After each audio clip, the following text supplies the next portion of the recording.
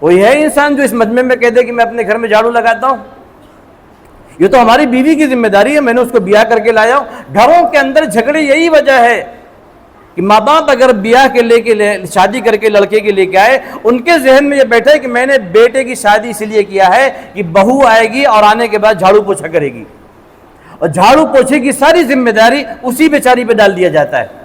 گھر کے کوئی افراد نہیں کرنے کے لیے تیار ہوتے ہیں۔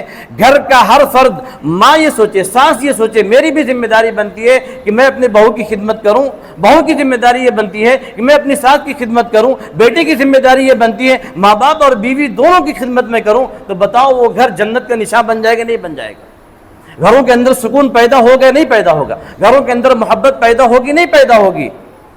محبت اور خدمت کا پیدا کرنے کا ایک طریقہ یہ بھی ہے کہ جب کھانا کھائے تو آپس میں بیٹھ کے کھائے۔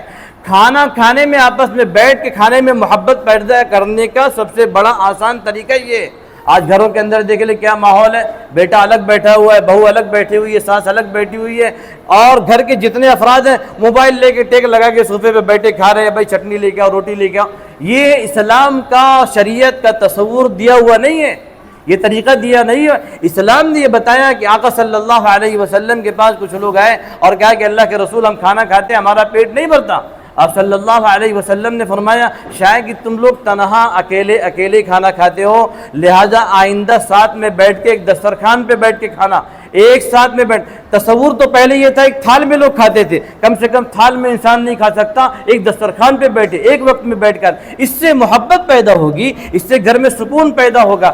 آج سے یہ سسٹم میں نظام ختم کریں کہ ہم الگ الگ نہیں کھائیں گے، ایک ساتھ میں کھائیں گے۔ اور دوسری بات جو میں بتا رہا تھا کہ خدمت کا جذبہ، ایسا جذبہ میرے دوستوں آپ صلی اللہ علیہ وسلم کا یہ عالم تھا، جھاڑو کے ساتھ ساتھ میں آپ حضرت عائشہ رضی اللہ تعالیٰ عنہ کی خدمت اس طریقے سے کرتے تھے۔ کبھی آپ نے نہیں کیا ہوگا، اکثر لوگوں کی شادیاں ہو گئی 50 سال ہو گئی ہوگی، 40 سال، یعنی کئی عرصہ گزر چکا ہوگا، لیکن کیا کبھی آپ نے اپنی بیوی کے ساتھ بیٹھ کے آٹا گودا ہے؟ یہ خدمت کا جذبہ کون کر رہا ہے؟ کروڑوں درود و سلام آقا صلی اللہ علیہ وسلم پر۔ آپ حضرت عائشہ رضی اللہ تعالیٰ عنہ آٹا گود رہی ہیں، آپ نے لے لیا اور اپنے ہاتھ سے آٹا گودا ہے۔ کیوں؟ کیونکہ گھر کے لوگوں کی خدمت کرنا ہے، خدمت سے محبت بڑھتی ہے، خدمت سے انسانیت جنم لیتی ہے، خدمت سے گھر کے اندر سکون پیدا ہوتا ہے۔ جب انسان اپنے ماں باپ کی خدمت کرتا ہے یا بیوی کی خدمت کرتا ہے تو بیوی کا دل بڑا نہیں ہوگا، ماں باپ کا دل بڑا نہیں ہوگا۔